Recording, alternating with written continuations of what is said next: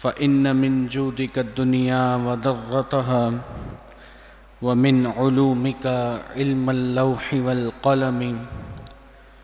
يا من يشفع عند حضرة طه اشفع لنا يا أوجه الشفعاء. نظرت إلى بلاد الله جمعا كخردلة على حكم اتصاله. مولاي صل وسلم دائما أبدا على حبيبك خير الخلق كلهم. قال الله تبارك وتعالى في شان حبيبه الكريم: إن الله وملائكته يصلون على النبي يا أيها الذين آمنوا صلوا عليه وسلموا تسلیما. محبت سے مل کر درود پاک پڑھیں: اللہم صل علی سیدنا مولانا محمد معدن الجود والکرم وآلہ وصحبہ وبارک وسلم صلاۃ وسلام علیک یا سیدی یا رسول اللہ. الحمدللہ آج درس قرآن پاک کا آغاز سورہ مائدہ کے تیسرے رکوع سے ہوگا اور چھٹے پارے کا یہ 7واں رکوع ہے. اللہ رب العزت سے دعا ہے کہ وہ ہمیں قرآن مجید فرقان حمید کو سمجھنے اور اس پر عمل پیدا ہونے کی توفیق عطا فرمائے. اس رکوع کی ابتدا میں اللہ رب العزت نے بنی اسرائیل سے وعدے کا ذکر فرمایا ہے. اس کا واقعہ کچھ اس طریقے سے ہے کہ جب بنی اسرائیل فرعونیوں کے قبضے میں تھے تو جب اللہ رب العزت نے انہیں فرعونیوں سے نجات عطا فرمائی تو اللہ نے ان سے وعدہ فرمایا تھا کہ انہیں ارض مقدسہ یعنی مقدس سرزمین کی بادشاہت عطا فرمائے گا. اور مقدس سرزمین کیا ہے؟ وہ بیت المقدس ہے اور اس کے ارد گرد کی جو جگہ ہے، اس لیے کہ وہ انبیاء علیہم السلام کا مرکز ہے. کئی انبیاء علیہم السلام وہاں مدفون ہیں، تو اس لیے اس مقدس سرزمین کے بارے میں فرمایا کہ تمہیں وہاں ٹھہرایا جائے گا، تمہیں وہاں کی سلطنت عطا کی جائے گی. جب فرعونیوں سے نجات انہیں حاصل ہو گئی اور حضرت موسیٰ علیہ السلام نے 12 سردار مقرر کر لیے، تو اب چونکہ جس سرزمین پہ انہیں جانا تھا اس سرزمین پر بہت طاقتور قوم رہتی تھی، تو اللہ رب العزت نے ان سے یہ فرمایا کہ تم گھبراؤ نہیں، اس قوم سے جنگ کرو، میری اطاعت کرو، میں تمہارے ساتھ ہوں اور فتح تمہارا ہی مقدر ہوگی. لیکن بنی اسرائیل والے انہوں نے جب اس قوم کو دیکھا کہ ان کے جسم بڑے بھاری بھاری ہیں اور بڑے طاقتور لوگ ہیں، تو انہوں نے ان سے جنگ کرنے سے منع کر دیا. انہوں نے کہا کہ ہم ان لوگوں پر داخل نہیں ہوں گے، یہ تو بڑے ہی مضبوط ہیں، توانا لوگ ہیں. تو اس پر اللہ رب العزت نے ان پر یہ عذاب مسلط کیا کہ 40 سال تک وہ میدان طے میں بھٹکتے رہے. وہ ایک مختصر سا ٹکڑا زمین کا کہ لاکھوں بنی اسرائیل جو ہیں اس میں ادھر ادھر بھٹکتے رہے. یعنی کہ جب بھی بنی اسرائیل اس سرزمین سے کوچ کرنے کی تیاری کرتے، وہ پھر جب اپنا سفر ختم کرتے تو جہاں سے شروع کیا ہوتا وہیں موجود ہوتے. اللہ رب العزت نے اس جگہ میں انہیں قید کر دیا. پھر جب فرعونیوں کو بھوک کی اور پیاس کی شدت ہوئی تو حضرت موسیٰ علیہ السلام کی دعا سے ان پر من و سلوہ آسمان سے اترنے لگا. اللہ اکبر! کیا شان ہے کہ نبی کی دعا سے جو ہے من و سلوہ آنا شروع ہو گئے. اور پھر ہوتا یہ تھا کہ جو بنی اسرائیل کے کپڑے ہوتے تھے وہ اس کی عمر کے ساتھ ساتھ بڑھتے رہتے تھے، اور دیگر اللہ رب العزت نے ان پر نعمتیں فرمائیں، لیکن وہاں پہ بھی انہوں نے جو ہے وہ ناشکری کی اور کہا کہ کب تک ہم من و سلوہ کھاتے رہیں گے، آپ اللہ رب العزت سے دعا کریں وہ ہمارے لیے زمین سے کچھ جو ہے وہ پیاز اگا دے، کچھ مسور اگا دے، کچھ جو ہے اور دیگر چیزوں کا انہوں نے مطالبہ کیا۔ تو بہرحال جب انہوں نے اس جنگ سے منع کیا تو اسی میدان میں وہ بھٹکتے رہے، اور بعض نے یہ بھی فرمایا ہے کہ حضرت موسیٰ علیہ نبی جینا علیہ الصلوۃ والسلام اور حضرت ہارون علیہ نبی جینا علیہ الصلوۃ والسلام وہ بھی وقت گزرتے ہوئے ان کا بھی انہوں نے بھی ظاہری پردہ جو ہے اسی جگہ پر فرمایا، اور پھر کئی سالوں کے بعد جا کر جب حضرت یوشع بن نون علیہ السلام آپ کو نبوت عطا کی گئی تو پھر آپ کو یہ حکم دیا گیا کہ آپ جا کر ان سے جہاد کریں اور انہیں اس جگہ سے نکالیں، اور پھر بنی اسرائیل وہاں جا کر ٹھہریں۔ تو اسی بات کا ذکر جو ہے وہ اس کی ابتدا میں کیا جا رہا ہے۔ چنانچہ خالق کائنات ارشاد فرماتا ہے، بسم اللہ الرحمن الرحیم، وَلَقَدْ أَخَذَ اللَّهُ مِيثَاقَ بنی اسرائیل، اور بے شک اللہ نے بنی اسرائیل سے عہد لیا، وَبَعَثْنَا مِنْهُمُ 12 نَقِيبًا، اور ہم نے ان میں 12 سردار قائم کر دیے، بنی اسرائیل میں 12 سردار مقرر کر دیے۔ وقال اللہ انی معکم، اور اللہ رب العزت نے فرمایا کہ بے شک میں تمہارے ساتھ ہوں، تم ان سے جا کر لڑو اور اپنے حق حاصل کرو، میں تمہارے ساتھ ہوں۔ لئن اقمتم الصلاة وآتیتم الزکاة وآمنتم برسلی وعزرتموہم وَأَقْرَضْتُمُ اللَّهَ قَرْضًا حَسَنًا لَأُكَفِّرَنَّ عَنْكُمْ سَيِّئَاتِكُمْ وَلَأُدْخِلَنَّكُمْ جَنَّاتٍ تَجْرِي مِنْ تَحْتِهَا الْأَنْهَارُ، فرمایا اگر تم نماز قائم رکھو گے اور زکوٰۃ دو گے اور میرے رسولوں پر ایمان لاؤ گے اور ان کی تعظیم کرو گے اور اللہ کو قرض حسنہ دو گے، یعنی اللہ کی راہ میں مال خرچ کرو گے، تو بے شک میں تمہارے تمام گناہوں کو مٹا دوں گا، اور میں تمہیں ایسے باغات میں داخل کروں گا کہ جس کے نیچے نہریں جاری ہیں۔ تو یہاں فرمایا کہ تمہارے ساتھ میں ہوں، لیکن شرط کیا ہے کہ ایمان کے ساتھ ساتھ اعمال صالحہ بھی ہونے چاہیے، کہ اگر صرف کسی شخص کا ایمان لانا کافی نہیں ہے۔ آج کل بہت سارے لوگ یہ خیال کرتے ہیں نا کہ خالی بس بندہ مومن ہونا چاہیے، اعمال تو رب تعالیٰ معاف فرمانے والا ہے۔ تو فرمایا جب اعمال کی پابندی ہوگی اور ان پر عمل پیرا بندہ ہوگا تو اللہ کی مدد اس کے ساتھ شامل حال ہوگی۔ تو فرمایا کہ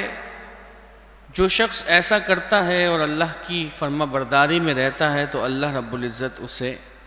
ایسے انعامات سے نوازتا ہے کہ اس کے گناہوں کو بھی معاف کر دیتا ہے، اور کل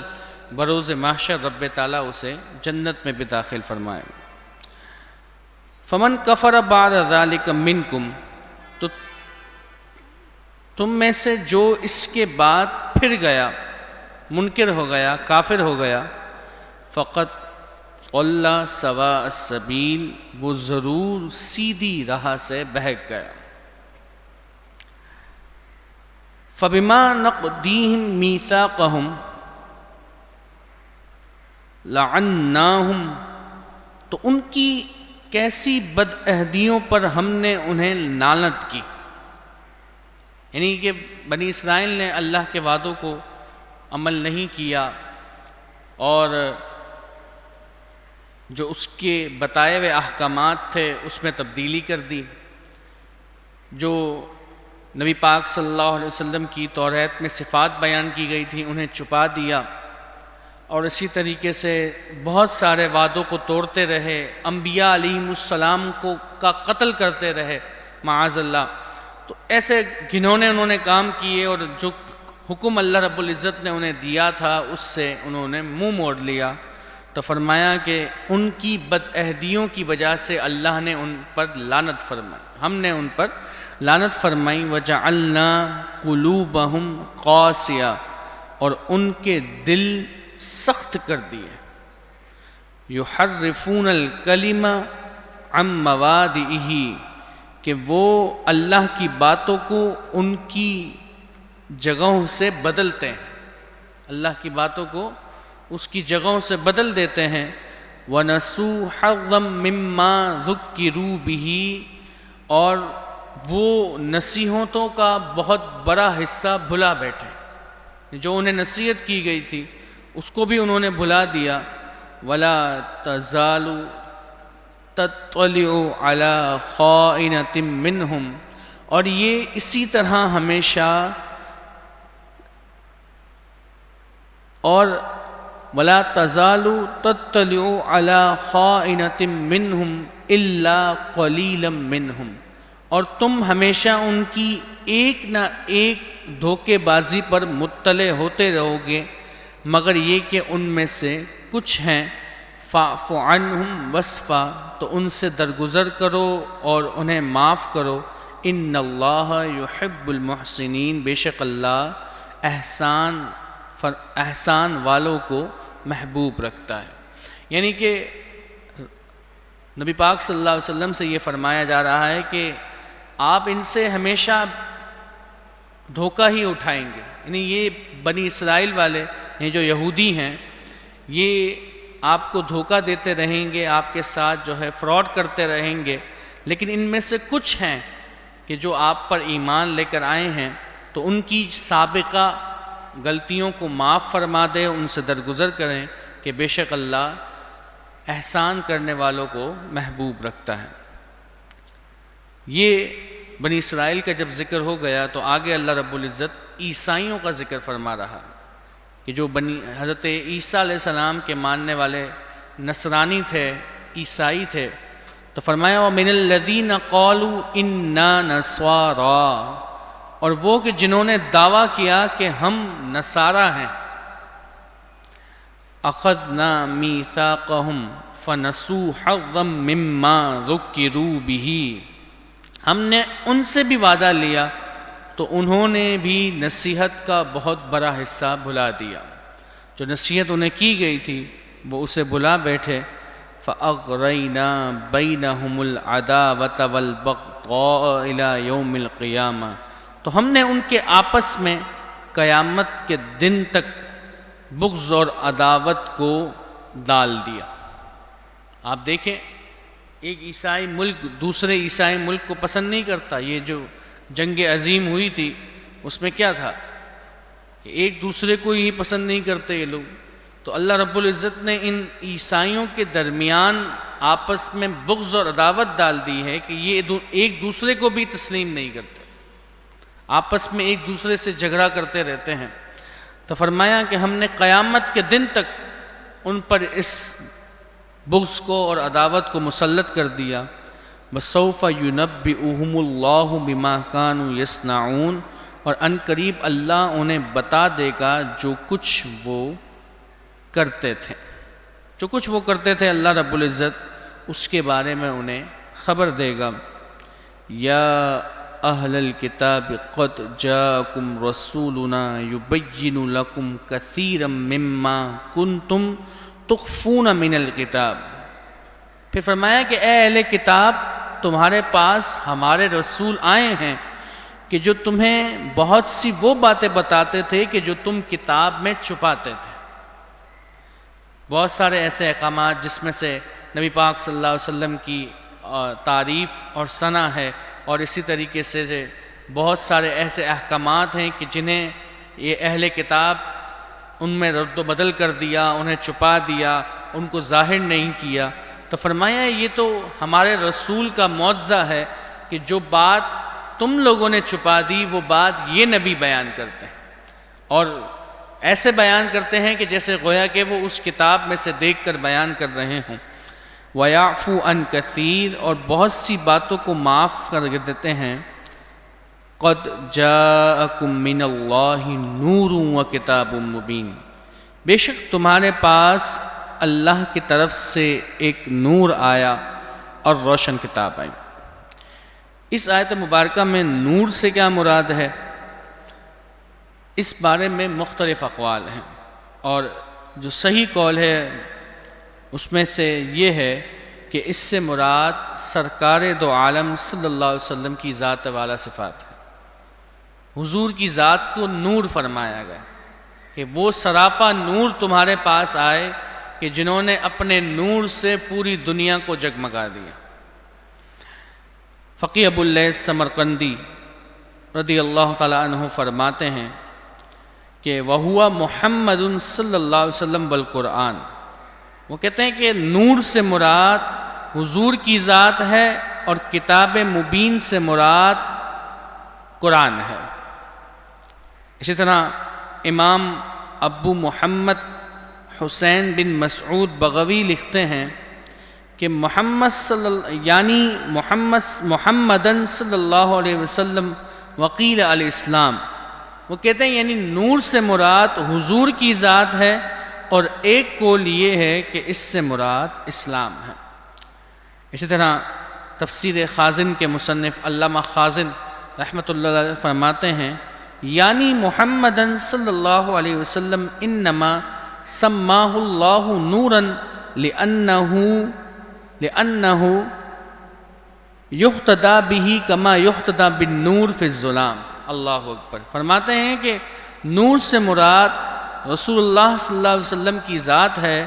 اور اللہ نے آپ کو نور اس لیے فرمایا کہ جس طرح اندھیرے میں نور کے ذریعے ہدایت حاصل ہوتی ہے، اسی طرح آپ کے ذریعے بھی لوگوں کو ہدایت حاصل ہوتی ہے۔ اسی طرح تفسیر جلالین میں علامہ جلال الدین سیوطی علیہ رحمہ فرماتے ہیں لفظ نور کی تفسیر میں کہ وَهُوَ النَّبِيُّ صلی اللہ علیہ وسلم، آپ فرماتے ہیں کہ نور سے مراد نبی پاک صلی اللہ علیہ وسلم ہے۔ اسی طرح تفسیر ساوی میں علامہ ساوی علیہ رحمہ فرماتے ہیں کہ وَسُمِّيَ النور لِأَنَّهُ يُنَوِّرُ الْبَصَائِرَ وَيَهْدِيهَا لِلرَّشَادِ وَلِأَنَّهُ أَصْلُ كُلُّ نُورِ حِسِّيٍّ وَمَعْنَوِيٍّ۔ آپ فرماتے ہیں کہ نبی پاک صلی اللہ علیہ وسلم کا نام اس آیت میں نور رکھا گیا اس لیے کہ حضور صلی اللہ علیہ وسلم بصیرتوں کو روشن کرتے ہیں۔ ایک تو نا کہ آنکھوں کو روشن کرنا، یہ جو لائٹ ہے یہ ہماری آنکھوں کو روشنی دیتی ہے، اس کی روشنی میں ہم چیزیں دیکھ سکتے ہیں، لیکن میرے محبوب کا نور وہ ہے کہ جو بصیرتوں کو روشن کر دیتا ہے۔ تبھی تو اعلیٰ حضرت نے فرمایا نا کہ چمک تجھ سے پاتے ہیں سب پانے والے، میرا دل بھی چمکا دے چمکانے والے۔ تو فرمایا کہ حضرت علامہ ساوی علیہ رحمہ فرماتے ہیں کہ حضور نبی پاک صلی اللہ علیہ وسلم کا نام اس آیت میں نور رکھا گیا اس لیے کہ حضور بصیرتوں کو روشن کرتے ہیں اور انہیں رشد و ہدایت فرماتے ہیں، اور اس لیے کہ آپ صلی اللہ علیہ وسلم ہر نور حسی اور مانوی کی اصل ہیں، یعنی جتنے بھی نور ہیں اس کی اصل حضور کی ذات ہے۔ اور فرمایا کہ نور حسی کیا ہے، یعنی وہ نور کہ جسے دیکھا جا سکے، اور نور مانوی یہ ہے کہ علم و ہدایت کا نور۔ تو سارے انواروں کی جو اصل ہے وہ حضور کی ذات ہے۔ یہ کوئی اپنی طرف سے نہیں کہہ رہا، تفاسیر میں جو ہے مفسرین علیہ رحمہ اس بات کو ذکر کر رہے ہیں۔ اسی طرح علامہ فخر الدین رازی تفسیر کبیر میں فرماتے ہیں کہ النور والکتاب هو القرآن وہذا ضعیف، کہتے ہیں کہ نور اور کتاب دونوں سے مراد قرآن ہو تو یہ قول ضعیف ہے، بلکہ نور سے مراد حضور نبی پاک صلی اللہ علیہ وسلم کی ذات ہے۔ اسی طرح حضرت سید محمود آلوسی بغدادی تفسیر روح المعانی میں فرماتے ہیں کہ وَهُوَ نور الانوار والنبی المختار، یعنی نور سے مراد تمام نوروں کے نور نبی مختار صلی اللہ علیہ وسلم ہے۔ اسی طرح ملا علی قاری شرح شفا میں فرماتے ہیں کہ وَأَيُّ مَانِعٍ مِّنْ أَن يُجْعَلَ نَعْتَانِ لِرَسُولِ صلی اللہ علیہ وسلم، فإنه نور عظیم للکمال ظہورہ بین الانوار وکتاب مبین حیث انہ جامع لجمیع الاسرار ومظہر الاحکام والاحوال والاخبار۔ فرماتے ہیں کہ اچھا ملا علی قاری نے فرمایا کہ نور سے مراد بھی حضور ہیں اور کتاب مبین سے مراد بھی حضور ہیں۔ کس طرح؟ فرماتے ہیں کہ وہ کون سی رکاوٹ ہے اس بات سے کہ یہ دونوں صفات یعنی نور اور کتاب مبین رسول کریم صلی اللہ علیہ وسلم کے لیے ہوں، کہ بے شک حضور نبی پاک صلی اللہ علیہ وسلم نور عظیم ہے کہ انوار میں ان کے کمال ظہور کی وجہ سے،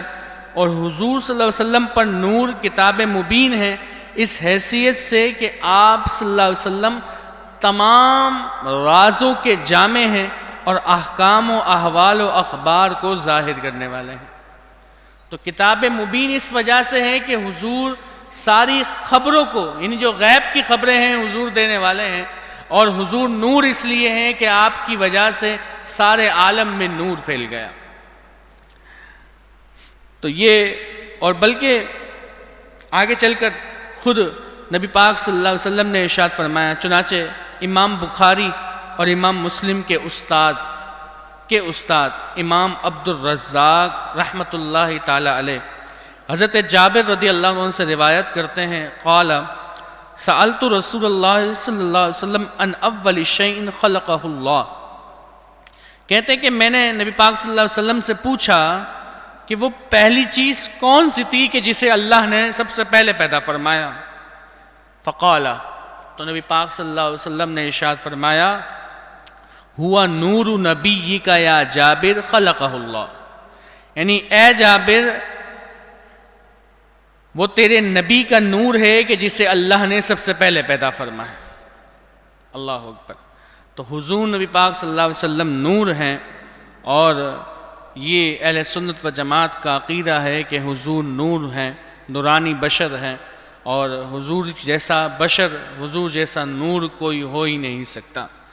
تو فرمایا قرآن بھی یہی کہہ رہا ہے، تفاسیر کی روشنی میں ہم نے اسی بات کو سماعت کیا کہ جتنے مفسرین کا میں نے ذکر کیا ہر ایک نے اس بات کو ذکر کیا کہ نور سے مراد نبی پاک صلی اللہ علیہ وسلم کی ذات ہے، اور اسی طرح حدیث مبارکہ بھی اس کی تائید کرتی ہے۔ اللہ رب العزت ہمیں حق سننے، حق سمجھنے اور حق پر عمل پیرا ہونے کی توفیق عطا فرمائے۔ تو فرمایا کہ تمہارے پاس اللہ کی طرف سے نور یعنی حضور کی ذات آئی، اور کتاب مبین یعنی روشن کتاب قرآن مجید آئی، یہدی بہ اللہ من اتبع رضوانہ سبل السلام، اللہ اس سے ہدایت دیتا ہے سیدھے راستے کی اس شخص کو کہ جو اس کی رضا کا طلبگار ہے، جو اللہ کی رضا کا طلبگار ہے۔ اللہ اس کے ذریعے، کس کے ذریعے؟ تو بعض نے کہا کہ اس سے مراد قرآن مجید فرقان حمید ہے، اور بعض نے کہا کہ حضور کی ذات ہے، کہ اللہ پاک حضور کی ذات کے ذریعے اسے ہدایت دیتا ہے کہ جو اللہ کی رضا کا طلبگار ہے۔ وَيُخْرِجُهُم مِّنَ الظُّلُمَاتِ إِلَى النُّورِ، اور وہ انہیں نکالتا ہے ظلمت سے نور کی طرف بِإِذْنِهِ، اللہ کے اذن سے۔ وَيَهْدِيهِمْ إِلَى صِرَاطٍ مُّسْتَقِيمٍ، اور وہ انہیں سیدھی راہ دکھاتا ہے۔ لقد كفر الذين قالوا ان اللہ هو المسیح ابن مریم، بے شک کفر کیا ان لوگوں نے کہ جنہوں نے یہ کہا کہ بے شک اللہ وہی مسیح ابن مریم ہے، یعنی کفر کر دیا، حضرت عیسیٰ ابن مریم کو خدا کہہ دیا۔ قل، اے محبوب آپ ان سے فرما دیجئے، فَمَن يَمْلِكُ مِنَ اللَّهِ شَيْئًا إِنْ أَرَادَ أَن يُهْلِكَ الْمَسِيحَ ابْنَ مَرْيَمَ وَأُمَّهُ وَمَنْ فِي الْأَرْضِ جَمِيعًا، آپ نے فرمایا آپ فرما دیجئے کہ پھر اللہ کا کوئی کیا کر سکتا ہے، یعنی اللہ کا کوئی کچھ بگاڑ سکتا ہے کہ اگر وہ چاہے کہ ہلاک کر دے مسیح ابن مریم کو، اس کی والدہ کو اور تمام زمین والوں کو، وہ چاہے تو ایک لمحے میں سب کچھ فنا کر دے۔ وَلِلَّهِ مُلْكُ السَّمَاوَاتِ وَالْأَرْضِ وَمَا بَيْنَهُمَا، اسی کے لیے بادشاہت ہے آسمان و زمین میں اور جو کچھ ان دونوں کے درمیان ہے۔ يَخْلُقُ مَا يَشَاءُ وَاللَّهُ عَلَى كُلِّ شَيْءٍ قَدِيرٌ، وہ پیدا کرتا ہے جو وہ چاہتا ہے اور اللہ ہر چاہت پر قادر ہے۔ آگے جو بیان فرما رہے ہیں اس میں یہ ہے کہ جب نبی پاک صلی اللہ علیہ وسلم نے یہودیوں کو اس بات سے ڈرایا کہ اگر تم اسلام لے کر نہیں آؤ گے تو تم پر اللہ کا عذاب آئے گا، تو یہودی یہ کہنے لگے تو ہم تو اللہ کے بیٹے ہیں، معاذ اللہ۔ بیٹے سے مراد ان کی یہ تھی کہ ہم اللہ کے بڑے پیارے ہیں، کیونکہ وہ تو اللہ کے بیٹے ہونے کا یعنی اس طرح کا عقیدہ نہیں رکھتے تھے، لیکن بیٹے ہونے سے ان کی مراد یہ تھی کہ ہم اللہ کے بڑے قریب ہیں۔ یعنی جس طرح ایک باپ کو اپنے بیٹے سے محبت ہوتی ہے اور بیٹا اگر کچھ بھی غلط کرے پھر بھی باپ اس سے محبت ضرور کرتا ہے، تو اسی طرح اگر ہم کوئی بھی غلط کام کرتے رہیں گے اللہ رب العزت ہمیں ایسے محبت کرتا ہے جیسے کہ ایک باپ اپنے بیٹے سے کرتا ہے، تو وہ ہمیں کوئی عذاب نہیں دے گا۔ تو اس کے بارے میں فرمایا کہ اور ان کا رد کیا گیا تو کہا کہ وقالت الیہود والنصارى نحن ابناء اللہ واحباہ، یہودیوں اور نصرانیوں دونوں نے کہا۔ نصرانی چونکہ وہ تو ویسے ہی حضرت عیسیٰ علیہ السلام کو اپنا بیٹا مانتے تھے، تو وہ خود بھی اپنے آپ کو جو ہے اللہ کا بیٹا کہہ رہے ہیں، تو کہتے ہیں کہ نحن ابناء اللہ واحباہ، ہم اللہ کے بیٹے ہیں اور اس کے پیارے ہیں۔ قل، اے محبوب آپ ان سے فرما دیجئے،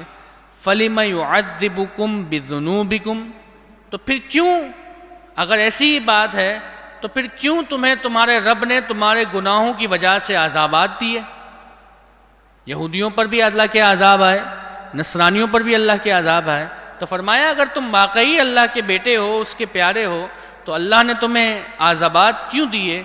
بل انتم بشر ممن خلق، بلکہ تم اس کی مخلوق میں سے عام آدمی ہو، عام بشر ہو۔ یغفر لمن یشاء ویعذب من یشاء، وہ بخشتا ہے اسے کہ جسے وہ چاہتا ہے اور وہ عذاب دیتا ہے جسے چاہتا ہے۔ وَلِلَّهِ مُلْكُ السَّمَاوَاتِ وَالْأَرْضِ وَمَا بَيْنَهُمَا، اور اسی کے لیے اللہ رب العزت کے لیے زمین و آسمان کی اور جو کچھ ان کے درمیان ہے بادشاہت ہے۔ وَإِلَيْهِ الْمَصِيرُ، اور اسی کی طرف پلٹ کر جانا ہے۔ یا اہل الکتاب، اے اہل کتاب، قد جاءکم رسولنا یبین لکم علی فترۃ من الرسل ان تقولوا ما جاءنا من بشیر ولا نذیر۔ فرمایا کہ اے اہل کتاب، تمہارے پاس ہمارے رسول تشریف لائے کہ تم پر ہمارے احکام ظاہر فرماتے ہیں، بعد اس کے کہ رسولوں کا آنا مدتوں بند رہا تھا۔ زمانہ فطرت وہ زمانہ ہے کہ جو حضرت عیسیٰ علیہ السلام کے بعد سے لے کر حضور کا زمانہ، یعنی حضور کی تشریف آوری سے پہلے اور حضرت عیسیٰ علیہ السلام کے بعد کا زمانہ، یہ درمیان کا جو زمانہ ہے تقریباً 500 سال کا زمانہ، اس زمانے کو زمانہ فطرت کہا جاتا ہے، اور اس کے اندر جو ہے صرف اللہ کی وحدانیت پر یقین رکھنا اور اس کے ساتھ کسی کو شریک نہ ٹھہرانا، یہی اسلام تھا۔ جیسا کہ حضرت عبد المطلب جو کہ حضور کے دادا، اور اسی طرح حضور کے والدین کریمین، ان کا ایمان کہ وہ اللہ رب العزت کے ساتھ کسی کو شریک نہیں ٹھہراتے تھے،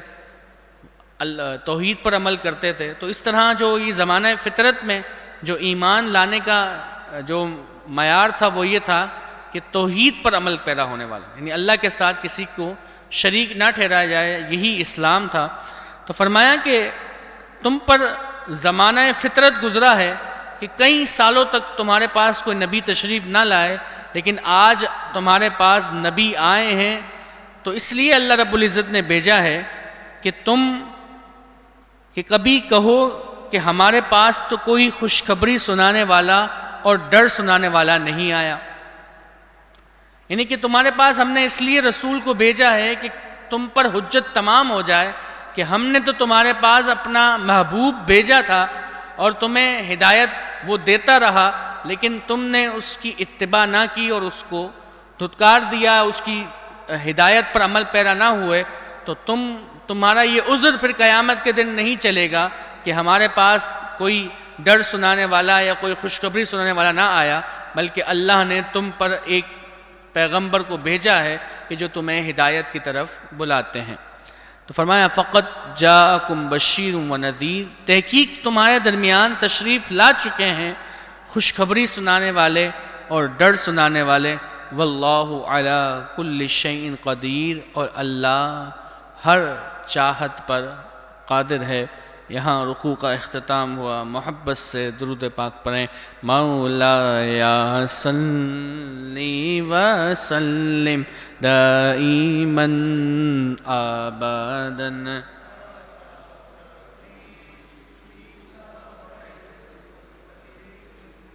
لیمین۔ اگلے رکوع کی ابتدا ہے، اس میں بنی اسرائیل سے، اسی قوم سے، بنی اسرائیل کا وہی واقعہ کہ جو اس قوم سے، قوم جبارین جو تھے، بڑی مضبوط قوم تھی، ان سے جنگ کرنے کے حوالے سے ہے۔ چنانچہ خالق کائنات ارشاد فرماتا ہے وَإِذْ قَالَ مُوسَىٰ لِقَوْمِهِ، اور جب موسیٰ علیہ السلام نے اپنی قوم سے کہا یا قومی، اے میری قوم، اذکروا نعمت اللہ علیکم، اللہ کی نعمتوں کو یاد کرو کہ جو اس نے تم پر کی، اذ جعل فیکم انبیاء وجعلکم ملوکا، کہ جب اس نے تم میں پیغمبر پیدا فرمائے اور تمہیں بادشاہت عطا کی۔ ملوک، چونکہ بنی اسرائیل میں بادشاہتیں بھی عطا کی گئیں، اور ایک قول یہ ہے کہ بنی اسرائیل میں ملک یعنی بادشاہ اسے کہا جاتا تھا کہ جس کے پاس گھوڑا، عورت اور غلام وغیرہ ہوتے تھے، تو اس شخص کو بھی بادشاہ کہا جاتا تھا۔ تو فرمایا کہ تمہیں بادشاہت عطا کی، وَآتَاكُمْ مَا لَمْ يُؤْتِ أَحَدًا مِّنَ الْعَالَمِينَ، اور تمہیں وہ کچھ دیا گیا کہ جو اس وقت کے عالم میں کسی کو بھی نہیں دیا گیا، کہ اس وقت کے سارے جہاں میں کسی کو نہیں دیا گیا۔ یا قومی، اے میری قوم، ادخلوا الارض المقدسۃ التی کتب اللہ لکم، اے میری قوم اس پاک زمین میں داخل ہو جاؤ کہ جو اللہ نے تمہارے لیے لکھی ہے۔ پاک زمین میں نے آپ کو ذکر کیا کہ وہی بنی بیت المقدس کا ملک شام میں وہ حصہ کہ جہاں پر جو ہے قوم جبار قابض تھے، اور بنی اسرائیل کو ان سے جہاد کا حکم دیا گیا۔ تو فرمایا کہ جو اللہ نے تمہارے لیے لکھی ہوئی ہے تم اس زمین میں داخل ہو جاؤ۔ وَلَا تَرْتَدُّوا عَلَىٰ أَدْبَارِكُمْ فَتَنْقَلِبُوا خَاسِرِينَ، اور پیچھے نہ پلٹو کہ تم پلٹو گے اس حال میں کہ تم نقصان اٹھانے والے ہو۔ جب تم پر اللہ نے جہاد کو لازم کر دیا ہے اس قوم کے ساتھ، تو اب تم پیچھے نہ پلٹو کہ اگر تم اب پلٹو گے تو اب تم پر ذلت و رسوائی مسلط کر دی جائے گی۔ قالوا، وہ بولے، یا موسیٰ، اے موسیٰ، ان فیہا قوما جبارین، کہ اس میں تو بڑے زبردست قسم کے لوگ موجود ہیں۔ وَإِنَّا لَن نَّدْخُلَهَا حَتَّى يَخْرُجُوا مِنْهَا، اور ہم اس میں ہرگز داخل نہ ہوں گے جب تک کہ وہ وہاں سے نکل نہ جائے۔ فَإِن يَخْرُجُوا مِنْهَا فَإِنَّا دَاخِلُونَ، پس اگر وہ وہاں سے نکل جائیں تو ہم وہاں چلے جائیں۔ اب بنی اسرائیل کا ایک کانسیپٹ بن گیا، انہوں نے دیکھا تھا نا کہ جب فرعون کو اللہ نے خود غرق کر دیا، ہمیں اس سے جہاد کرنے کی ضرورت نہیں پڑی، ہم چلے آگے، تو پیچھے سے اللہ نے فرعونیوں کو سمندر میں غرق کر دیا۔ تو یہاں پہ بھی یہ یہی چاہ رہے تھے کہ یہ جو قوم جبارین ہیں، یہ زبردست قسم کے طاقتور لوگ ہیں، ہمیں ان سے جہاد نہ کرنا پڑے، اور اللہ کی طرف سے کوئی ایسا عذاب آئے کہ یہ سب وہاں مر جائیں یا یہ یہاں سے باہر نکل جائیں اور ہم جا کر وہاں پہ بس جائیں۔ لیکن چونکہ جو ایمان ہے، کوئی شخص قرآن فرماتا ہے نا کہ کیا تم یہ سمجھتے ہو کہ اتنا کہنے سے تم چھوڑ دیے جاؤ گے کہ میں ایمان لایا؟ تم پر آزمائشیں نہیں آئیں گی، کچھ بھوک سے، کچھ پیاس سے، کچھ جان کے نقصان سے، تو صرف اتنا کہہ دینا کہ میں مومن ہوں یا میں اسلام لے آیا، کیا یہی کافی ہے؟ نہیں نہیں، اسلام اتنا آسان نہیں ہے. ان الجنت تحت ظلال السیوف، بے شک جنت تو تلواروں کے سائے میں ہے. جنت تو تلواروں کے سائے میں ہے. تو آزمائش سے تو گزرنا پڑتا ہے. جب تک انسان آزمائش سے نہیں گزرے گا تو اس بات کی پہچان کیسے ہوگی کہ وہ اپنے ایمان میں کتنا سچا ہے. تو ان سے کہا گیا کہ تم اس قوم سے جہاد کرو. تو وہ یہ کہنے لگے کہ جس طرح ان کی ایک سوچ تھی کہ جس طرح فرعونیوں کو اللہ نے خود سے غرق کر دیا تو ان کو بھی غرق کر دے اور ہم ان کی جگہ جا کر بس جائیں. تو کہنے لگے کہ یہ ہم اس میں داخل نہیں ہوں گے جب تک کہ یہ یہاں سے نہ نکل جائیں، اور ہم ان سے جا کر جہاد نہیں کریں گے. قال رجلان من الذین یخافون انعم اللہ علیہما ادخلوا علیہم الباب. کہا اللہ سے ڈرنے والوں میں سے دو مرد نے کہ جنہیں اللہ نے اپنی نعمتوں سے نوازا تھا. یہ دو مرد جن میں سے ایک کا نام کالب بن یقنا جو کہ موسیٰ علیہ السلام کے بہنوئی تھے، یعنی حضرت مریم بنت عمران کے خاوند تھے، اور دوسرا حضرت یوشع ابن نون کہ جو حضرت یوسف علیہ السلام کی اولاد میں سے تھے. حضرت یوشع بن نون بن فراثیم بن یوسف علیہ السلام. تو یہ دو شخص تھے کہ جو 12 سرداروں میں سے تھے. چونکہ حضرت موسیٰ علیہ السلام نے ایک مقام پر رک کر 12 سرداروں کو بھیجا تھا کہ جا کر قوم جبارین کی خبر لے کر آؤ کہ وہ کیسی قوم ہے کیا نہیں ہے. اور ان کو یہ بھی تلقین کی تھی کہ جو بھی تم خبر لے کر آؤ گے وہ تم آ کر صرف مجھے بتانا، اپنی قوم میں اس کا ذکر نہیں کرنا. لیکن سارے سرداروں نے سوائے ان دونوں کے، حضرت کالب بن یقنا اور حضرت یوشع بن نون، ان دونوں کے علاوہ باقی تمام لوگوں نے جو ہے وہ بدعہدی کی اور اپنی قوم کو جا کر سارے واقعات بتا دیے. یہ جو دو شخص تھے انہوں نے حضرت موسیٰ علیہ السلام کو سارے واقعات بتائے، اور پھر جب قوم نے اس جگہ پر داخل ہونے سے منع کر دیا تو پھر وہ قوم سے کیا کہنے لگے؟ فرمایا قوم سے کہنے لگے کہ ادخلوا علیہم الباب،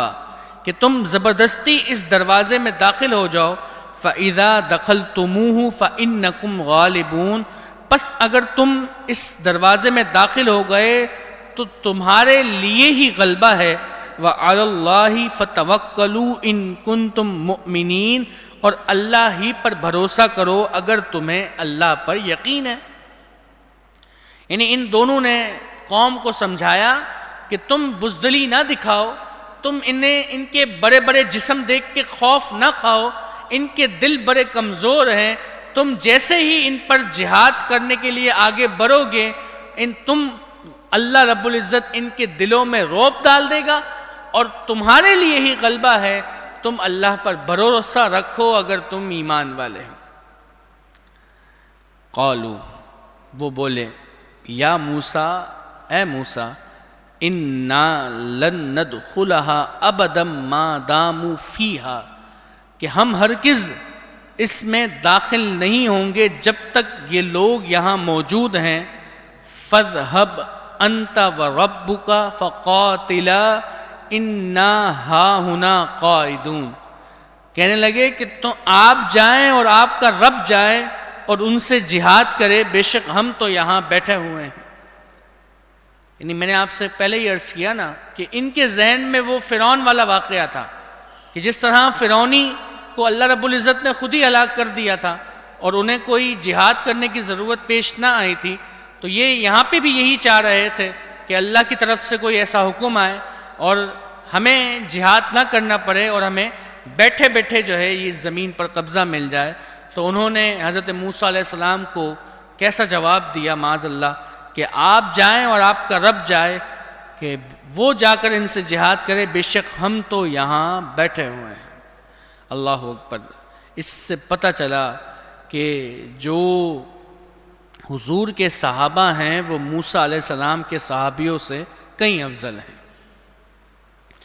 کیوں؟ اس لیے کہ جب بات نبی پاک صلی اللہ علیہ وسلم کی ذات کی آتی ہے تو جب غزوہ بدر کے موقع پر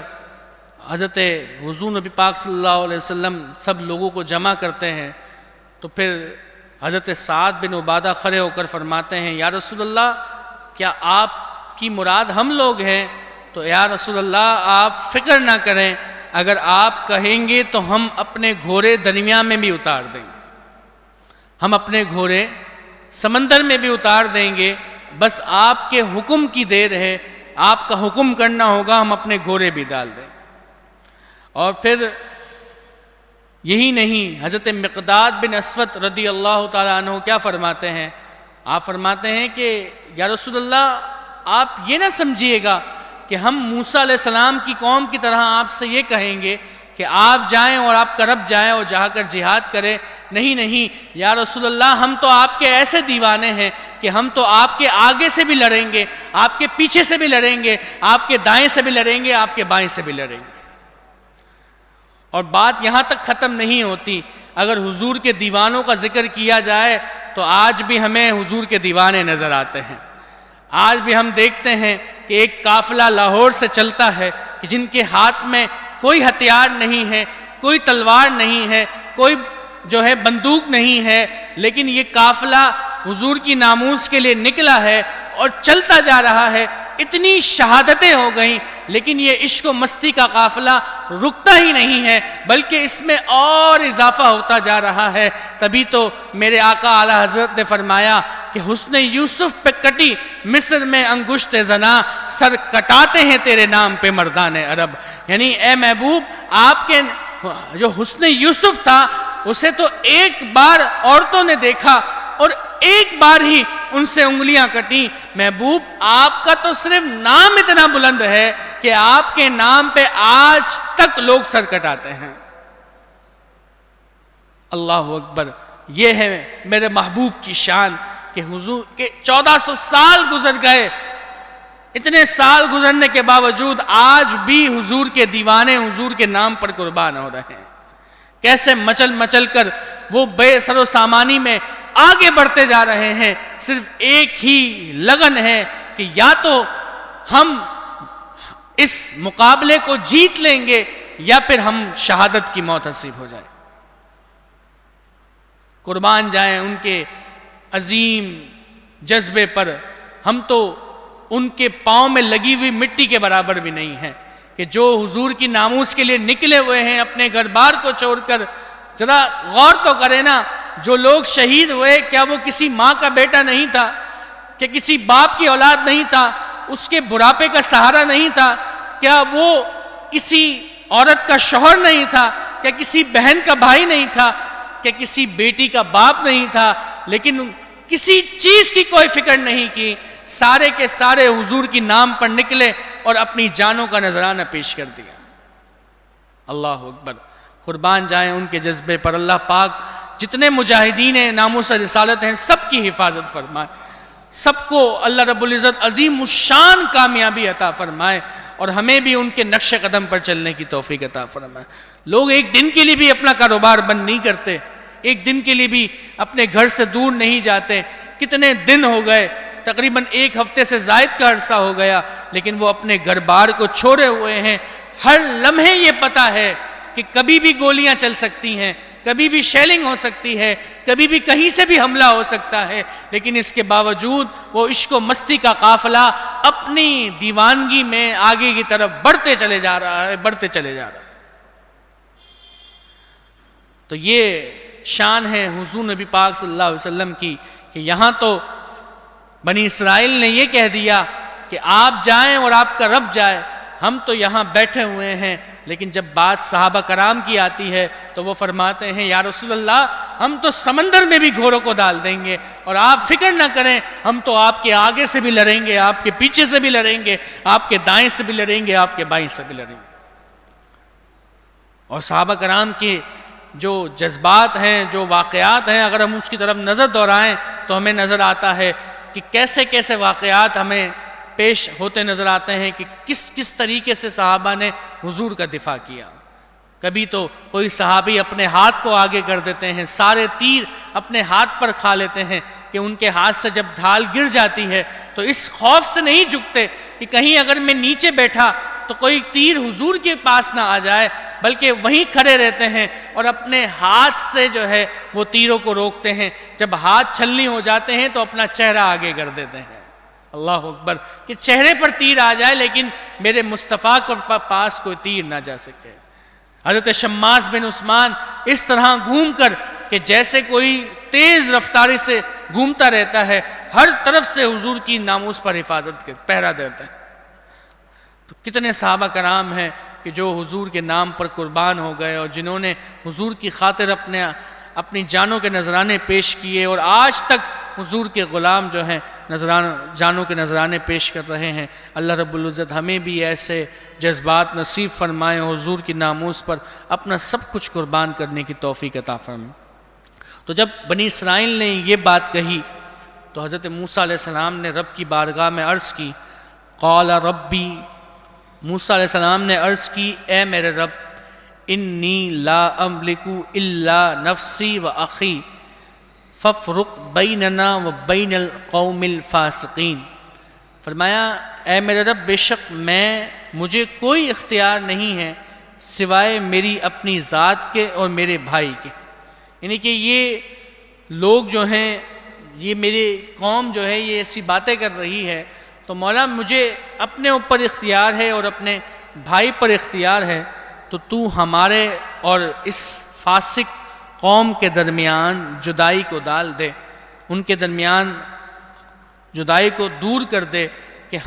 ہمیں ان لوگوں سے الگ کر دے کہ یہ لوگ تیرے احکام کے پابند نہیں بلکہ تیری نافرمانی کرنے والے ہیں، تو تو ہمارے درمیان اور اس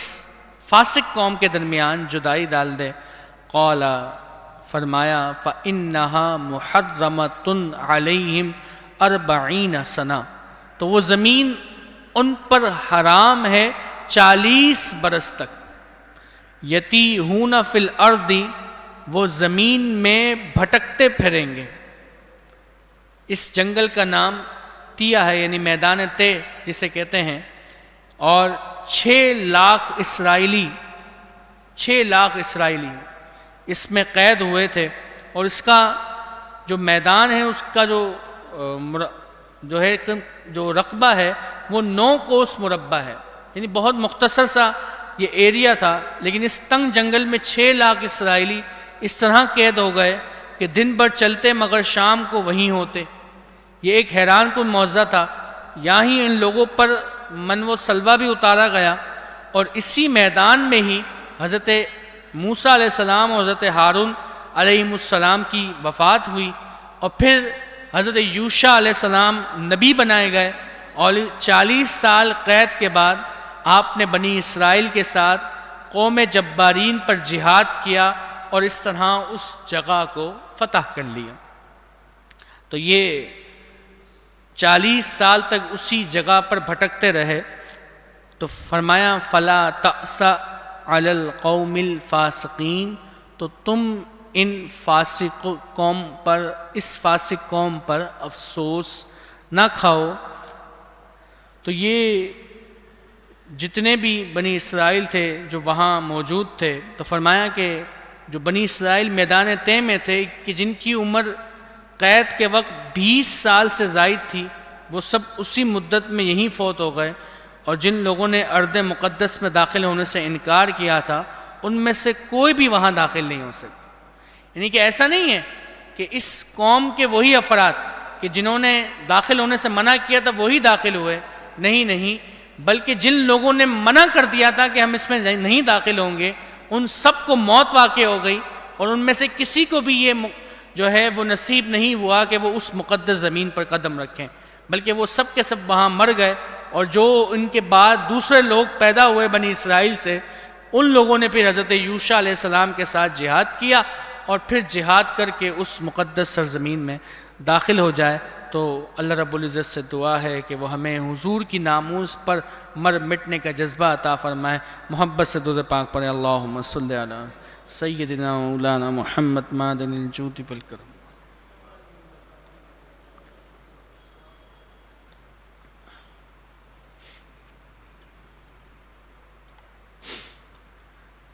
اگلے رکوع کی ابتدا میں حضرت آدم علیہ نبی جینا و علیہ الصلاۃ والسلام کے دو بیٹے حابل اور قابل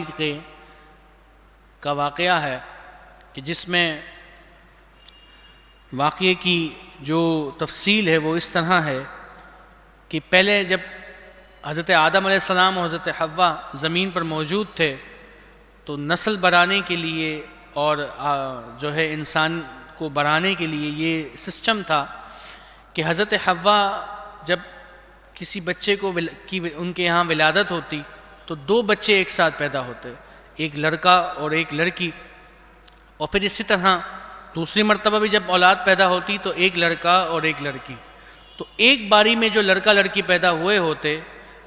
وہ ان کا نکاح جو ہے وہ دوسری باری میں جو لڑکا لڑکی پیدا ہوتے ان سے کر دیا جاتا، چونکہ اس وقت کوئی اور انسان تو موجود نہیں تھے، تو اسی طرح طریقہ تھا کہ جو پہلے حمل سے پیدا ہوئے لڑکا لڑکی ان کا نکاح جو ہے وہ دوسرے حمل سے پیدا ہونے والے لڑکا لڑکی سے کر دیا جاتا، اور یہی رول اور یہی سسٹم جو ہے اللہ کی طرف سے یہ حکم دیا گیا کہ اسی طرح چلایا جائے۔ تو پھر ہوا اس طرح کہ جب حابل و قابل کا معاملہ آیا تو حابل کے ساتھ لیوا پیدا ہوئی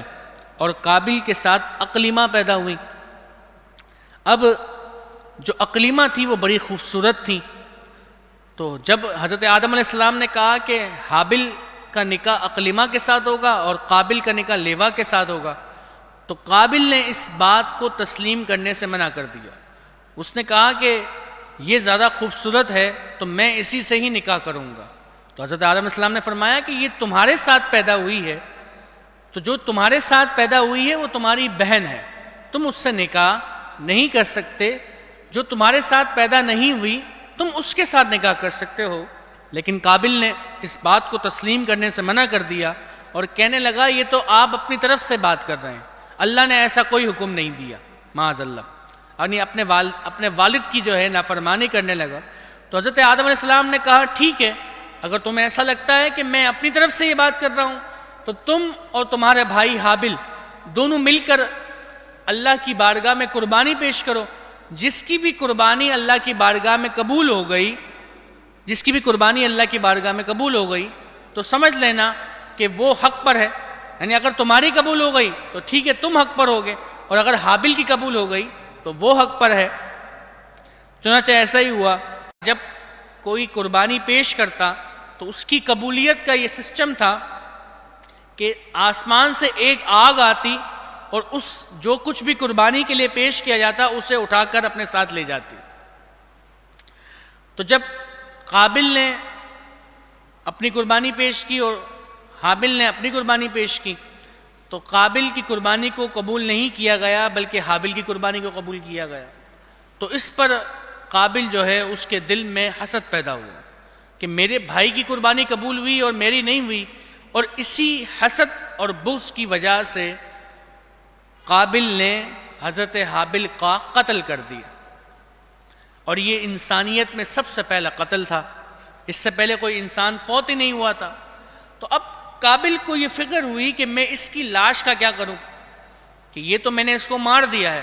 لیکن اب چونکہ اسے پتہ ہی نہیں تھا، کیونکہ آج تک کوئی انسان دنیا میں مرا ہی نہیں تھا، تو اسے پتہ ہی نہیں تھا کہ یہ کس طریقے سے اس کا معاملہ ہوگا۔ تو پھر اللہ رب العزت کی طرف سے دو کووں کو بھیجا گیا کہ جن میں ایک نے دوسرے کو مار دیا، اور پھر دوسرے کوے نے جو ہے اس مرے ہوئے کوے کو زمین میں اپنی چونچ سے زمین کو کریت کر اس کوے کو اس میں ڈال دیا اور اس کے اوپر مٹی ڈال دی۔ تب قابل نے اس بات کو سمجھا کہ اسی طرح مجھے بھی اپنے بھائی کو دفن کرنا ہے، اور اس طرح جو ہے اس نے اپنے بھائی حابل کو جو ہے وہ زمین میں دفن کر دیا۔ تو یہ اسی واقعے کو اس رکوع میں بیان کیا گیا۔ چنانچہ خالق کائنات ارشاد فرماتا ہے وَاتْلُ عَلَيْهِمْ نَبَأَ ابْنَيْ آدَمَ بِالْحَقِّ، اور انہیں پڑھ کر سناؤ آدم کے دو بیٹوں کی سچی خبر، اذ قربا قربانا فتقبل من احدہما ولم یتقبل من الآخر، کہ جب دونوں نے ایک ایک نیاز پیش کی تو ایک کی قبول ہوئی اور دوسرے کی قبول نہ ہوئی۔ قالا، دوسرا بولا لأقتلنک، قسم ہے میں تجھے قتل کر دوں گا، لَأَقْتُلَنَّكَ، قسم ہے کہ میں تجھے ضرور بضرور قتل کر دوں گا. یعنی قابل نے حضرت حابل سے کہا کہ میں تجھے قتل کر دوں گا. قال انما یتقبل اللہ من المتقین، کہا کہ اللہ اسی سے قبول کرتا ہے کہ جو اس سے ڈرتا ہے. یعنی جو اللہ سے ڈرے اللہ پاک اسی کی قربانی کو قبول کرتا ہے. لئن بسطت الی یدک لتقتلنی ما انا بباسط یدی الیک لاقتلک، کہ کہتے ہیں کہ اگر تو میری طرف اپنے ہاتھوں کو بڑھائے گا کہ مجھے تو قتل کر دے، تو میں تیری طرف اپنے ہاتھوں کو نہیں بڑھاؤں گا کہ میں تجھے قتل کروں. یعنی کہ حضرت حابل نے کہا کہ اگر تو مجھے قتل کرنا چاہتا ہے تو ٹھیک ہے، حالانکہ میں تجھ سے زیادہ طاقتور ہوں، لیکن پھر بھی میں تجھ پر ہاتھ نہیں اٹھاؤں گا اور میں تجھے قتل نہیں کروں گا. کیوں؟ کہ انی اخاف اللہ رب العالمین، بے شک میں اللہ سے ڈرتا ہوں کہ جو تمام جہاں کا پروردگار ہے. تو میں اس رب سے ڈرتا ہوں، تو لہٰذا میں تجھ پر ہاتھ نہیں اٹھاؤں گا. اس لیے کہ حضرت حابل حضرت قابل سے بڑے تھے اور طاقتور بھی تھے، لیکن اس کے باوجود آپ نے کہا کہ میں تیرے پاس جو ہے تیری طرف ہاتھ کو نہیں بڑھاؤں گا، تجھے قتل نہیں کروں گا. تو مجھے قتل کرنا چاہتا ہے تو کر دے. انی اریدو، بے شک میں یہ چاہتا ہوں کہ ان تبوء باسمی و اسمک فتکون من اصحاب النار، کہ میرا اور تیرا گناہ تیرے ہی پلے پڑے اور تو دوزخیوں میں سے ہو جائے. وذالک جزاء الظالمین، اور یہی ظالموں کی سزا ہے. یعنی کہ تو نے اپنے والد کی بھی نافرمانی کی ہے، اور تو جب مجھے قتل کر دے گا تو اپنے رب کی بھی نافرمانی کرے گا. تو میں نہیں چاہتا کہ تیرا یہ گناہ مجھ پر آئے اور میں بھی تجھے قتل کروں، بلکہ میں چاہتا ہوں کہ یہ سب کچھ تجھ پر ہو اور تو جہنمیوں میں سے ہو جائے. اور یہی جو ہے بے انصاف لوگوں کی سزا ہے، ظالموں کی سزا ہے. فطوعت لہ نفسہ، تو اس کے نفس نے اسے کہا کہ قتل اخی، تو اس کے نفس نے اسے بھائی کے قتل کی چاہت دلائی، اس میں چاہت پیدا کی. فطوعت لہ نفسہ قتل اخیہ فقتلہ، تو اس کے نفس نے اسے کہا کہ تو اسے قتل کر دے اپنے بھائی کو، تو اس نے قتل کر دیا. فاصبح من الخاسرین، تو ہو گیا نقصان اٹھانے والوں میں سے. کتنی بری بات ہے یہ حسد، کتنی بری چیز ہے کہ اس نے سب سے پہلے جو دنیا میں جرم ہوا وہ سب سے پہلا گناہ حسد کا ہوا اور پھر قتل ہوا اس کی وجہ سے. تو یہ حسد بہت بری چیز ہے. انسان اس حسد میں آ کر بہت سارے کام سر انجام دے دیتا ہے. یہی حسد ایک ایسی بیماری ہے کہ جس نے کالے جادو کو فروغ دیا ہوا ہے. اسی حسد کی بنا پر کالے جادو کیے جاتے ہیں، اور جو سامنے والا ترقی کر رہا ہوتا ہے حسد کی آگ میں جل کر اس پر کالے جادو کروا کر اس پر جو ہے اثرات بھجوا کر جو ہے اس کے کاروبار کو تباہ کر دیا جاتا ہے. یہ حسد ہی ہے کہ جو انسان کو اس مقام پر لا کر کھڑا کر دیتا ہے. تو حسد بہت بری چیز ہے. یہی حسد تھا کہ جس نے شیطان کو گمراہ کر دیا، اور یہی حسد ہے کہ جس نے قابل کو حضرت حابل کو مارنے پر آمادہ کر دیا. تو یہ حسد بہت بری چیز ہے. اللہ رب العزت ہمیں اس بیماری سے محفوظ فرمائے. یہ باطنی بیماری بڑی خطرناک ہے، انسان سے بڑا جرم کروا دیتی ہے. یہ حسد بہت بری چیز ہے. اللہ پاک ہمیں محفوظ فرمائے. تو فرمایا وہ نقصان اٹھانے والوں میں سے ہو گیا. فبعث اللہ غرابا یبحث فی الارض لیریہ کیف یواری سوءۃ اخی، تو اللہ نے ایک کوہ بھیجا کہ جو زمین کو ریتتا کہ اسے دکھائے کہ کیسے اپنے بھائی کی لاش کو چھپائے. قال یا ویلتا اعجزت ان اکون مثل هذا الغراب فاواری سوءۃ اخی فاصبح من النادمین. تو کہا کہ ہائے خرابی، میں اس کوے جیسا بھی نہ ہو سکا کہ میں اپنے بھائی کی لاش چھپاتا، تو پھر وہ پچھتاتا رہ گیا. من اجل ذالک كتبنا علی بنی اسرائیل انہ من قتل نفسا بغیر نفس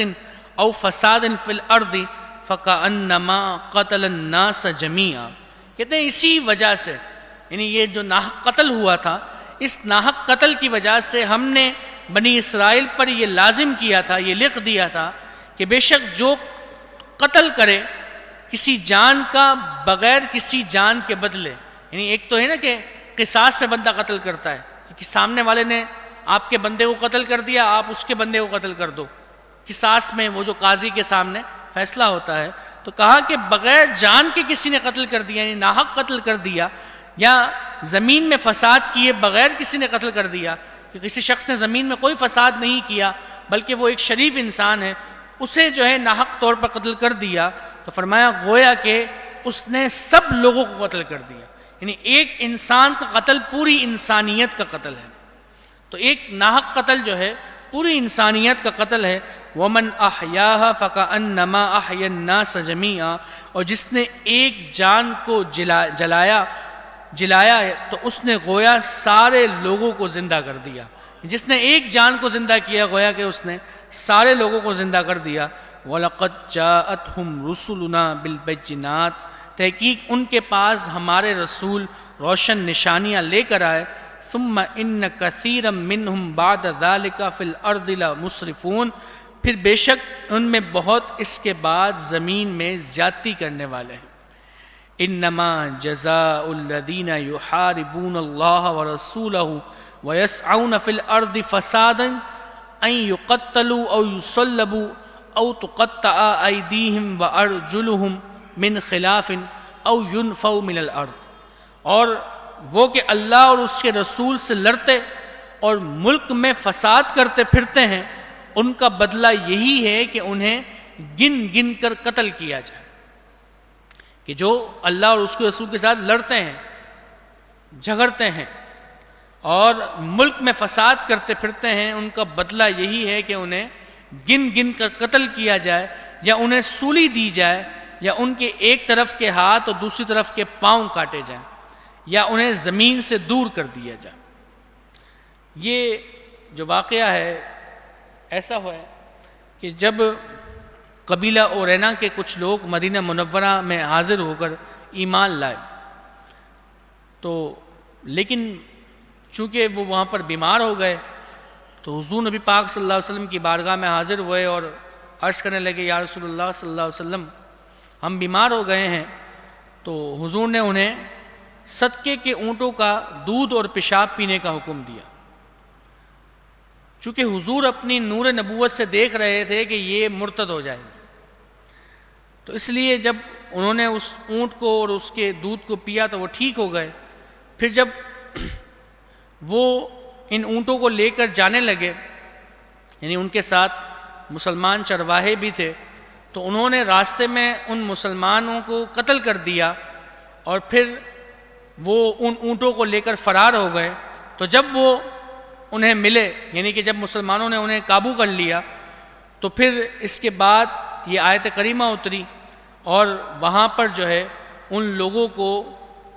بہت بری سزائیں دی گئیں، ان کی آنکھوں میں جو ہیں وہ لوہے کے سریے ڈال دیے گئے، اور ان کے ساتھ بہت برا سلوک کیا گیا، ان کے ایک طرف کے ہاتھ اور دوسری طرف کے پاؤں کاٹے گئے، اور انہیں تپتے ہوئے صحرا میں چھوڑ دیا کہ وہ وہاں پر تڑپتے تڑپتے مر گئے۔ تو اس پر یہ آیت کریمہ نازل ہوئی کہ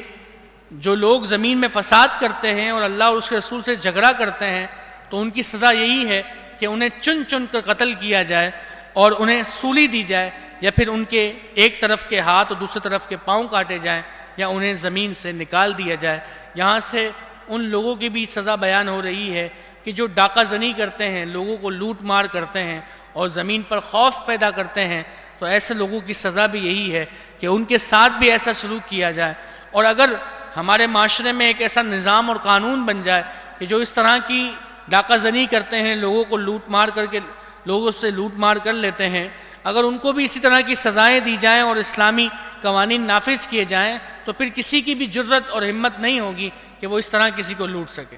یہ جرت اور ہمت اسی لیے ہے کہ اس طرح کی سزائیں نافذ نہیں ہیں، اور وہ لوگ جو ہے بڑی آسانی سے قانونی معاملات سے نمٹ کر جو ہے وہ آزاد ہو جاتے ہیں۔ اور ہمارے یہاں پر تو آپ جانتے ہیں کہ ہمارے یہاں قانون کا کیا حال ہے، کہ یہاں تک کہ قانون کے اندر لوگ انسان جو ہے وہ دھکے کھا کھا کر مر جاتا ہے، فیصلے نہیں سنائے جاتے، بلکہ سارا نظام درم برم ہوا ہے۔ جو مجرم ہے وہ دندناتا پھرتا ہے، جو معصوم شخص ہے، مظلوم شخص ہے، وہ بیچارہ جو ہے اپنا منہ چھپائے پھرتا رہتا ہے کہ کہیں اگر اس ظالم نے مجھے دیکھ لیا تو یہ مجھے مار دے گا یا مجھ پر جو ہے وہ حملہ آور ہوگا۔ تو یہاں تو کسی بھی قسم کی قانون کی پاسداری ہے ہی نہیں کہ جب سپریم کورٹ نے ایک فیصلہ سنا دیا کہ جب کسی شخص پر سارے کلیم ختم کر دیا اور کہا کہ اسے آزاد کر دو، تو اپنے کورٹ کا حکم بھی نہیں مانا جاتا بلکہ اس کی بھی خلاف ورزی کی جاتی ہے، اور ایک شخص کو ناحق جو ہے وہ جیل میں رکھا جاتا ہے کہ جو اس لیے کیونکہ وہ اسلام کا نام لینے والا ہے، اس لیے کہ وہ حضور کی ناموس پر پہرا دینے والا ہے۔ تو اس کی سزا یہ ہے کہ جب کورٹ نے بھی یہ کہہ دیا کہ ایسے شخص کو رہا کر دیا جائے، اس کے باوجود بھی انہیں رہا نہیں کیا جا رہا۔ تو یہ جو حکومت ہے اسلام دشمن حکومت کہ جس کا مقصد صرف اور صرف یہاں پر اپنی مغربی آقاؤں کی تہذیب کو لانا اور ان کی باتوں کو منوانا ہے، جبکہ ان کا اسلام سے کوئی تعلق نہیں، نہ ہی ریاست مدینہ سے ان کا کوئی تعلق ہے کہ جو ریاست مدینہ کے دعوے دار ہوں تو کیا وہ عاشقان رسول پر گولیاں چلاتے ہیں؟ نہیں، وہ عاشقان رسول پر گولیاں نہیں چلاتے، انہیں قید و بند کی صحبتیں ان کو قید و بند کی صحبتیں برداشت نہیں کرنی پڑتی، بلکہ جو مسلمان حکمران ہوتے ہیں ان کے یہاں پر تو یہ ہوتا ہے کہ جو گستاخ رسول ہے اسے سر عام سزائیں دی جاتی ہیں، انہیں ملک سے نکال دیا جاتا ہے کہ تمہارے ملک میں جو ہے وہ ہمارے نبی کی شان میں بے ادبی اور گستاخی ہوئی ہے تو تم یہاں سے دفع ہو جاؤ۔ تو یہ نہیں کہا جاتا کہ اگر ہم اسے نکال دیں گے تو پھر ہمارے تعلقات خراب ہو جائیں گے، یہ تعلقات کی بات نہیں کی جاتی۔ امیر المجاہدین فرمایا کرتے تھے کہ سارا جہاں تباہ ہو جائے، سارے عالم فنا ہو جائیں، اگر حضور کی ناموس کی حفاظت اگر نہیں ہے تو پھر ساری امت کو مر جانا چاہیے۔ تو پھر فرمایا کہ ایسے تعلقات کو ہمیں کیا کرنا ہے کہ جہاں پر ہمارے نبی کی شان میں بے ادبیاں کی جائیں، گستاخیاں کی جائیں، تو یہ مغرب کے جو ہیں ماننے والے ہمارے حکمران کہ جن کا تعلق اسلام سے کچھ بھی نہیں ہے، انہیں کوئی پرواہ نہیں اسلام کی، یہ صرف اور صرف اپنے مغربی آقاؤں کو خوش کرنا چاہتے ہیں۔ جب ان کے آقا یہ حکم کریں گے کہ سارے پاکستانیوں کو مار دو تو یہ سارے پاکستانیوں کو بھی مار دیں گے، یہ جتنے عام عوام ہیں ان سب کو مار دیں گے، اس لیے کہ انہیں تو اپنے مغربی آقاؤں کو خوش کرنا ہے، جیسا وہ حکم دیں گے ویسا ہی کریں گے۔ اور میں یہ بتا دوں کہ وہ مارنا شروع کر دیا ہے انہوں نے، اس لیے کہ وہ ڈائریکٹ تو گولیاں نہیں مار سکتے کہ ایک عالمی کا قانون بنا ہوا ہے، تو وہ یہ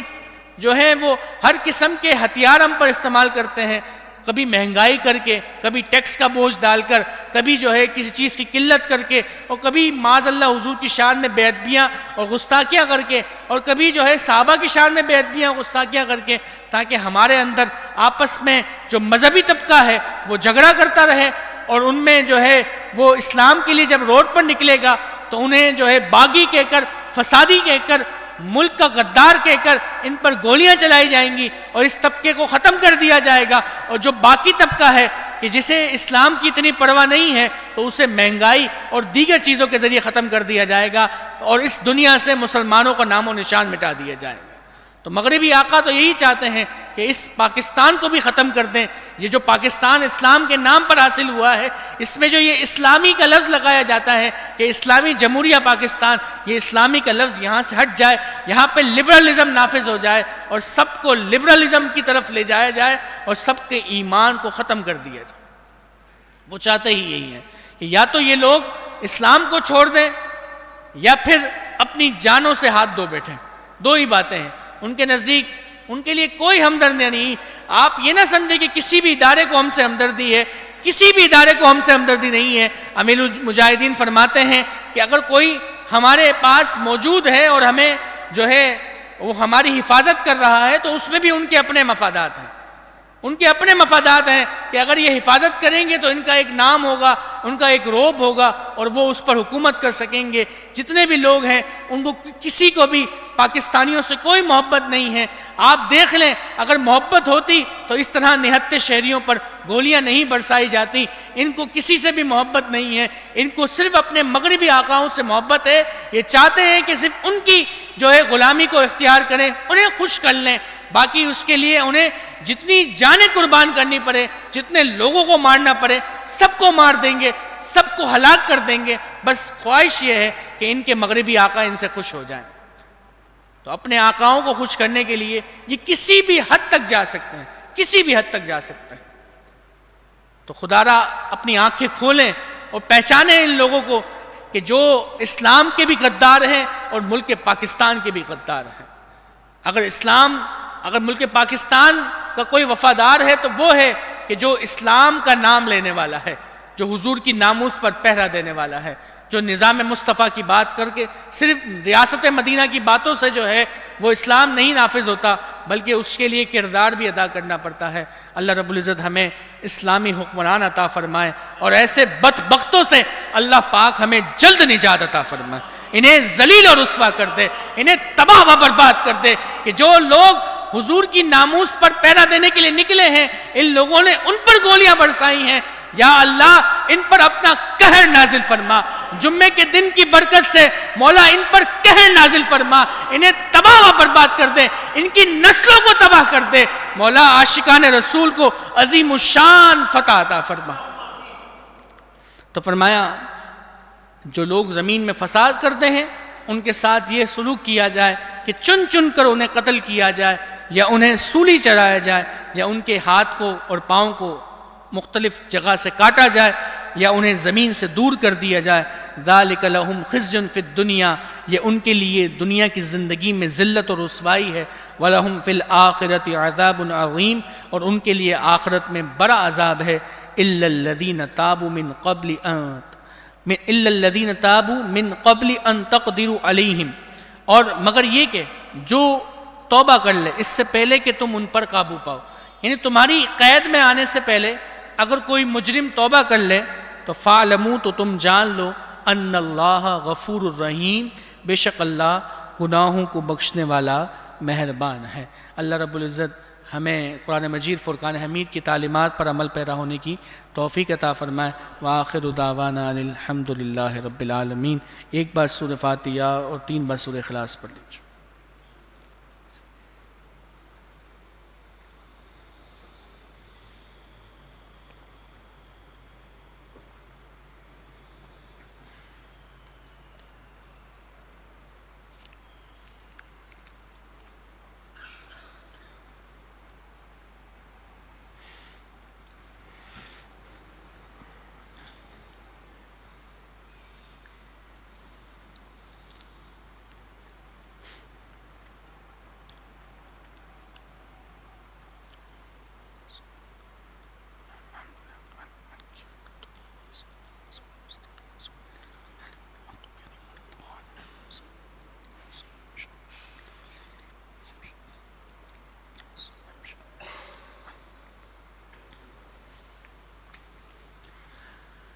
آج جمعۃ المبارک کا دن ہے،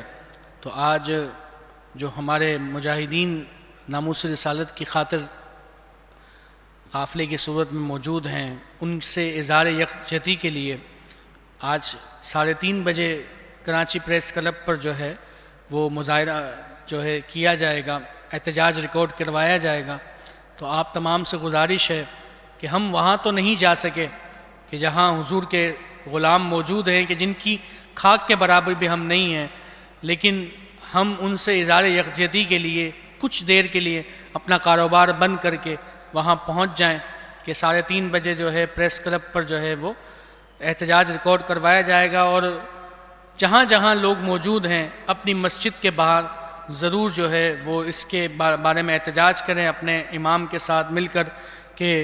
حضور کی ناموس کی خاطر جو نکلے گا تو پھر فرمایا کی محمد سے وفا تو نے تو ہم تیرے ہیں، یہ جہاں چیز ہے کیا لوح و قلم تیرے ہیں۔ کچھ دیر کے لیے کاروبار کو بند کر کے حضور کی ناموس کی خاطر ضرور نکلیے گا۔ اللہ پاک نکلنے والوں کو دونوں جہاں کی بھلائیاں نصیب فرمائے۔ الحمدللہ رب العالمین، الصلاۃ والسلام علی سید الانبیاء والمرسلین۔ اللہم ربنا آتنا فی الدنیا حسنۃ وفی الآخرۃ حسنۃ وقنا عذاب النار وقنا عذاب القبر وقنا عذاب الحشر وقنا حساب المیزان۔ یا رب مصطفیٰ، جو کچھ یہاں پڑھا گیا اس میں جو غلطی کوتاہی بھی مولا اپنے فضل و کرم سے معاف فرما۔ مولا اس کا ثواب اپنے شائع نشان عطا فرما، اس کا ثواب آقا دو جہاں جناب محمد مصطفیٰ صلی اللہ علیہ وسلم کی بارگاہ میں ہدیۃً تحفۃً نذرۃً پیش کرتے ہیں، قبول و منظور فرما۔ آپ کے وسیلہ جل اللہ سے تمام انبیاء کرام، تمام صحابہ کرام، تمام صحابیات، خلفاء راشدین، امہات المؤمنین، اشرا مبشرہ حضور نبی کریم صلی اللہ علیہ وسلم کے والدین کریمین طیبین طاہرین، تمام شہدائے بدر و احد و حنون کربلا بخصوص سید الشہداء سیدنا حمزہ، تمام تابعین تابعات تبع تابعین تبع تابعات، ائمہ کرام، ائمہ لبت اطہار، ائمہ مجتہدین مفسرین محدثین معلمین مدرسین محققین، اولیاء بزرگان دین، مشائخ بالخصوص حضور غوث اعظم کے والدین اور تیری عطا سے ہماری لاج رکھنے والے حضور سیدنا غوث اعظم کو پیش کرتے ہیں، قبول و منظور فرما۔ صدقہ حضور غوث اعظم کا قادریوں میں زندہ رکھ، قادریوں میں موت دے اور قادریوں کے ساتھ حشر فرما۔ حضور غوث اعظم کے صدقے سے اس کا طواب تمام اولیاء کرام، خواجہ خواجگان، خواجہ غریب نواز تقن بشر ہجویری، بابا فرید الشیخ عبداللہ شاہ قاضی عبداللہ شاہ صابر نوشہ، بابا خوش، بابا خود عالم شاہ بخاری اور جتنے بھی علاقہ میں شرکن کربن شوان جرم واقع وہاں بخصوص جن کے آراس آج منائے جانے، سیدہ محین الدین سید شیخ مقی عبدالحق محدث دہلوی حضرت عبدالغنی سائیں، پیر محمد ابراہیم جان سرندی زوزہ، پیر محمد میاں برکاتی اور جتنے بھی ہیں سب کو پیش کرتے ہیں، قبول و منظور فرما۔ اعلیٰ حضرت اعلیٰ خلفاء صاحب خلفاء محدث پاکستان علامہ شاہ محمد صدیق علی مسلم الدین علیہ الرحمہ، مفتی اختر رضا خان صاحب، امیر المجاہدین غازی ملت ملک ممتاز حسین قادری کو پیش کرتے ہیں، قبول و منظور فرما۔ مولا صدقہ امیر المجاہدین کا ہماری نسلوں میں بھی کبھی کوئی گستاخ رسول پیدا نہ ہو، مولا ہمیں بھی مرتے دم تک حضور سے وفا کرنے کی توفیق عطا فرما، مولا ہمارے ایمان کی حفاظت فرما اور ایمان پہ خاتمہ بالخیر عطا فرما۔ مولا جو کچھ پڑھا گیا اس کا ثواب تمام مؤمنین مؤمنات مسلمین مسلمات حاضرین کے گھر والوں میں سے، سوشل میڈیا کے گھر والوں میں سے، دوست احباب میں سے جو اس دنیا سے رخصت ہوئے سب کو پیش کرتے ہیں، قبول و منظور فرما۔ مولا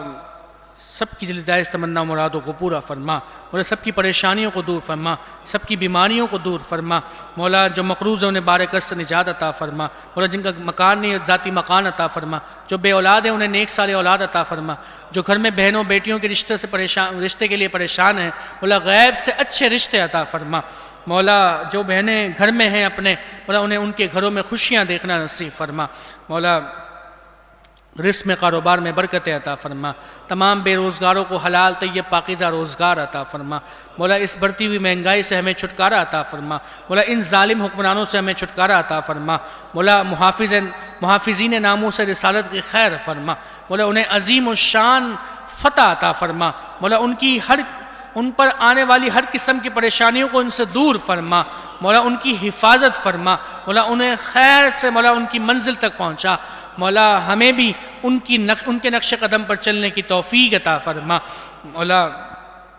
جو مانگا وہ عطا فرما، جو مانگ سکے اپنے فضل سے اپنے کرم سے عطا فرما۔ میں کیوں کہوں مجھے یہ عطا وہ عطا ہو، وہ دو کہ ہمیشہ میرے گھر بر کا بلا ہو، مٹی نہ ہو برباد بس مرگ الہی، جب خاک اڑے میری تو مدینے کی ہوا ہو، ببرکتی ان اللہ و ملائکتہ یصلون علی النبی یا ایھا الذین آمنوا صلوا علیہ وسلموا تسلیما، اللہم صل علی سیدنا نبینا مولانا محمد معدن الجود والکرم بآلہ وصحبہ وبارک وسلم، صلاۃ و سلام علیک یا سیدی یا رسول اللہ، فاللہ خیر حافظا وہو ارحم الراحمین، بحق لا الہ الا اللہ محمد رسول اللہ۔